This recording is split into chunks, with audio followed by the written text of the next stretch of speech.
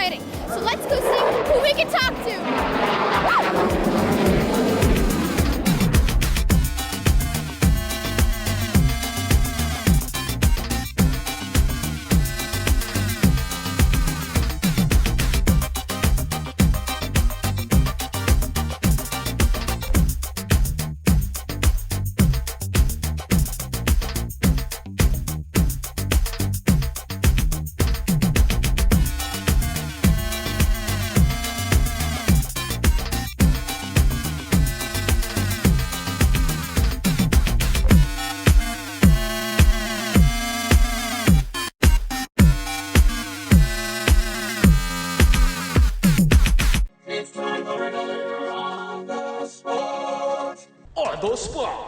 As a driver who has been in the position in Miami before, what's the key to winning the race here? And in turn, NASCAR championship. How long do you wait to attack? I think up against the competition I'm up against, I have to attack very early. I think that these cars, you do not want to lose track position. That's the most important factor. So I don't think you can take any laps off, not the first stage, not the second. You constantly want to stay up front. What's it like having 3 of the 4 cars in the hunt for the championship this weekend? Is it a little surreal? It is a little surreal. Never would have dreamed this would have happened, but I think we have 3 real good race teams, but we have a very tough playoff in our sport. But we were able to get through with it and wound up with 3 of them here. I don't know what will happen in the end, but we got 3 in. When and where was the first race you ever went to as a kid? Who won that day, and what was it that made you want to keep coming back? I remember going to races in Thompson, Connecticut, watching the modifieds, and I can't recall who won that race. But I remember going there in Stafford and stuff as a kid and thought that was neat. But my first cup race I went to was in Loudon, and Jeff Gordon won it. I believe it was in 95, I think, maybe 96, and I thought that was really cool. It's a hard question. I grew up coming to all these races with my dad, so the earliest one I can't really remember. Honestly, probably the earliest one I remember well, my dad won the Knoxville Nationals. It's a big dirt race in Iowa in 97, so I was 3 or 4 years old, and I vaguely remember that. But the reason I wanted to keep coming back was just it was part of our life. It was what we did the weekends with Dad, and luckily we're still able to do it now. I went to Las Vegas Motor Speedway. That's where I'm from originally. To the Cup race. I think Jimmy Johnson won that day. I think it was 2010. It was him and Jeff Gordon were battling. That was my first race I've ever been to. So I remember it vividly where I sat there and everything. So it's pretty cool. I think the problem is I've gone to the racetrack since I was probably 2 or 3 years old, so I don't really remember. But I mean, I remember watching, Ward Burton in the Haas car when I was really young and stuff like that. So it's just a lot of good memories in the garage. It was at Richmond Raceway. It was 1995. I'm trying to think who won. It might have been Davey Allison. It's either Davey Allison, Bill Elliott, or Alan Quickie. I'm not sure which one, to be honest with you. But it was a great battle. And that was essentially when my love for racing started. What's the best race car you ever had? What car, at what race, was it just perfect? Well, probably there's a few, when you think about that, you think about, the races, I'm going to think about the races I've won. I mean, there's been times I've had cars that were amazing and we didn't win the race, but it's easy to think about the races you won and imagine the best cars that you had. It was an Xfinity race in July in Daytona, I think in 2001. We had this funky car with flames on it and led every single lap of the race. It was a 100-lap race, and we led every lap, and the car was perfect. It just was easy and wasn't going to get past. Nobody could compete with that car. The car I won my first Cup race with at Texas was very good. Toward the end of the race there, we got really, really fast, and the car just drove so well. Maybe have cars such as at the All-Star race when I was a rookie and we won that weren't great at the start of the race, but at the end of the race they were amazing, and just so dominant. It's rare, if ever, do you have a car that you're happy with from start to finish. of the race, much less the weekend. So that's the one thing I always try to tell people is that even the guy leading the race is unhappy about something with his car. Right? There's never, even the guy leading the race is going, this thing could do this better, and he's telling his crew chief, how to make the car faster.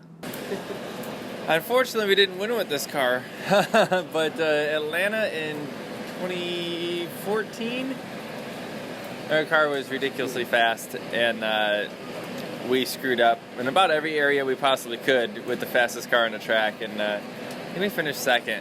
And we needed maybe 4 or 5 more laps to win it. And that one sticks in my mind quite a bit. I lived in Atlanta for 6 years, so I've always wanted to win there. And so for those couple of reasons, that one sticks out. I'd say the best race car I ever had was I won an Xfinity race in 2015. I think it was 250 laps, and I think we led 240 of them. So that's really rare when you can lead that much and your car is that good. So I'd say that's the best car. I don't know. I've had a lot of good race cars in the past. I won an Xfinity race in 2015. I think it was 250 laps, and I think we led 240 of them. So that's really rare when you can lead that much and your car is that good. So I'd say that's the best car. Best race car I've ever had would be last year in the Truck Series at Kansas. I dominated the race. The truck was really, really good. It was really fast. I could really do no wrong in it. It just had a lot of speed in it. I was able to really dominate the race. I led over 100 laps, the 130 laps, and I was able to beat my boss Kyle Busch last year. So that's always a positive when you can do that. I think I would say this year. I mean, I think I've won a lot of races this year, and they've done a great job. I think Chicago, we did really good. That's a track I've really liked, and they had a really good car that day. So hopefully we can do the same thing today, though. Well, it's going to be pretty recent. It was last weekend in Phoenix. That was probably one of the best ones I've ever had. There's only one other one that really comes close, and that was at Richmond. I'm not sure of the year, but we led every lap until we had a flat tire. I think we led 384 of the 400, and on lap 385 we blew a tire, and it was over. But that one was just kind of cruise around and hold the lead, and I could run as hard. With Penske owning IndyCar now, an IndyCar NASCAR doubleheader weekend could become a reality. What are your thoughts on how this weekend could work out for both series and the fans in the stands? Well, I think, first of all, Roger doing what he did, I think is only going to help our sport. And so hopefully it's going to help NASCAR and IndyCar, and maybe we can run some races together. I wanted. How do you feel about racing the Indy-Charlotte double one day if IndyCar were to move the start time up with the 500? I'd love to race the Indy-Charlotte double. That'd be a dream of mine. Hopefully I got to make it a Cup Series first, but I've always watched like when Kurt Busch did it, and I know a couple other guys have done it in the past. I always thought it was really cool, and it'd be a long day of racing, but it'd be awesome.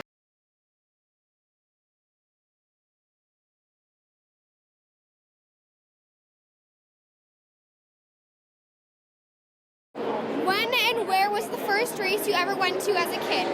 Who won that day, and what was it that made you want to keep coming back? I think the problem is I've gone to the racetrack since I was probably 2 or 3 years old, so I don't really remember. But I mean, I remember watching, Ward Burton in the Haas car when I was really young and stuff like that. So it's just a lot of good memories in the garage. If you ran NASCAR for just one day and could make a permanent change, what would it be and why? It's a really tough question. A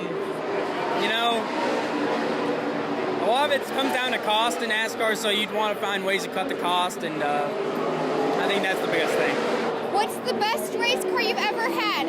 What car at what race was just perfect? I think I would say this year. I mean, I think I've won a lot of races this year, and they've done a great job. I think Chicago, we did really good. That's a track I've really liked, and they had a really good car that day. So hopefully we can do the same thing today, though. As a race car driver, do you get road rage and real highway traffic, or do you have patience?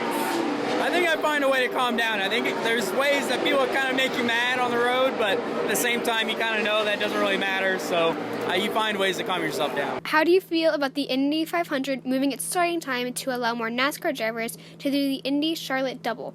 Think we'll see more Cup drivers attempt it? It certainly opens up that opportunity, and there's probably only 1 or 2 Cup guys that would really want to do it, right? And so those 1 or 2 guys have to be able to race in a similar manufactured car, and probably I think that they're if they're racing for Chevrolet or Toyota in NASCAR, that it's going to be difficult to race a different manufacturer in Indy. So that's got to line up, and then obviously they got to get themselves affiliated with the team and an owner that wants to do it, that's willing to do it. They got to be able to. It's a whole month where you go qualify, practice, and all that at Indianapolis. There's a lot of responsibilities for the drivers outside of the cars with the parade and autograph sessions and all those things.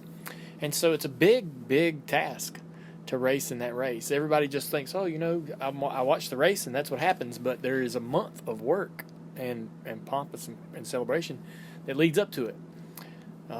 So it's a big responsibility to say I'm going to run the Indy 500 and continue racing my Cup schedule, right? Because you've got the Cup races happening during that month while those guys are practicing and qualifying. So you've got to go back and forth in and out of the car. It's really tough. That's like a cramped schedule. Super cramped, yeah. If you ran NASCAR for one day and you made just one permanent change, what would it be and why? There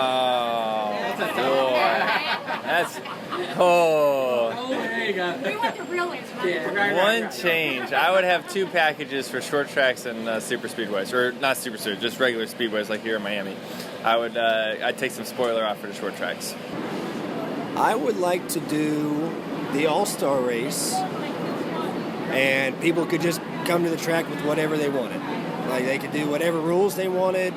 I think that would make the All-Star race cool. It's just everyone show up. They do that at some small tracks. It's kind of a run what you run deal, and you see a lot of neat stuff. I'd be interested to see what everyone does to make their cars go really fast. So I'd just open up the rules for one weekend. I think that'd be fun. I'd put the pits outside the racetrack so more fans can come in the pits and check out the cars and everything. Make it more accessible. It's a really tough question. A lot of it comes down to cost in NASCAR, so you'd want to find ways to cut the cost, and I think that's the biggest thing. Such a great question. Oh boy. Because one change has an effect. You know about cause and effect, right? You change one thing, something is adversely affected. But I would say one change I would do is I would reallocate more money to updating racetracks. Just taking this small sample size of what we've seen at the short tracks this year, plus what we saw tonight in this final race of the season, I would really love. This isn't a bash toward the current package. This isn't a conversation about NASCAR and the direction the sport's going. I'm just saying my curiosity is maxed out as to what the cars would do without any downforce at all, like completely rip away every bit of it and see what would happen. I'm just so curious. As a race car driver, how often do you get road rage in real traffic? Does it ever get frustrating for you out there, or do you have amazing patience? I have really good patience on street roads. I think because I do this for a living, I learned to have really good patience with this. And so on the street, it's a lot easier, I think, for me, because, you're going a lot slower, and I'm not really in a hurry to get anywhere during the week driving on the roads, because I get my speed out on the weekend, so I don't really have to get anywhere quick. So whenever I get there, I get there. So I feel like I do pretty good on it. All the time. I hate when people ride in the left lane when they're going super slow. It makes me mad. I've never been known for patience. That doesn't really change much when I'm not on the track. But I will say I'm probably more patient on the street for sure. And you know what? When you have a kid in the car, it really checks you up quite a bit. And so that's a good thing. That's really good. So I'd say I'm more patient on the streets for sure. But I don't get road rage that often. Not really. They just opened up a toll lane close to where I live. And that's really helped me a lot. That's a good thing. Yeah. Yeah. It's worth the 60 cents, I swear. I think I find a way to calm down. I think there's ways that people kind of make you mad on the road, but at the same time, you kind of know that doesn't really matter. So you find ways to calm yourself down.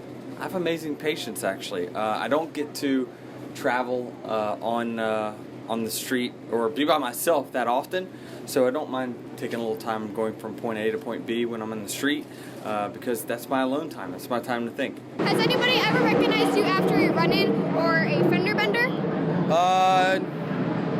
No, I don't know, never. Not yet. Maybe if I make it to Cup one day, they might, but not yet. So. You recognized me? Yeah. I don't know if that's the reason why, but yes. Yeah, sometimes.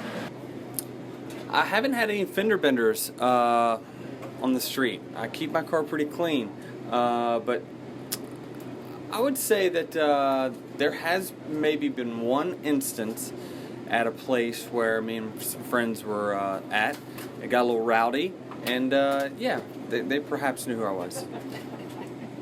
Yeah, so I got rear-ended in Charlotte a couple years ago on the highway, and we pull over to the side of the road, and me and the person who rear-ended me gets out, and a cop shows up, and I get talking to the cop, and he's a Charlotte guy, and he knew who I was, and he was a really nice guy, and he was like, "You Brian Blaney?" I was like, "Yeah," and he had my license, so he knew my name, but then the other lady that hit me, she thought me and the cop were like friends and knew each other for years and years. She was going to get in a bad end of the deal. She asked me if I was a cop or if I ever was in prison, how I knew this guy so well. So that was probably the funnest experience I've had, was a cop showing up to an accident and recognizing me. That was pretty fun. Well, that's it here for NASCAR in Miami. And what better way to relax than hanging out in South Beach? I hope you guys enjoyed me talking to all these drivers, and it was so much fun. So I hope you guys enjoy. See you guys in the next one. Make sure you smash the subscribe button, like, and share. Bye.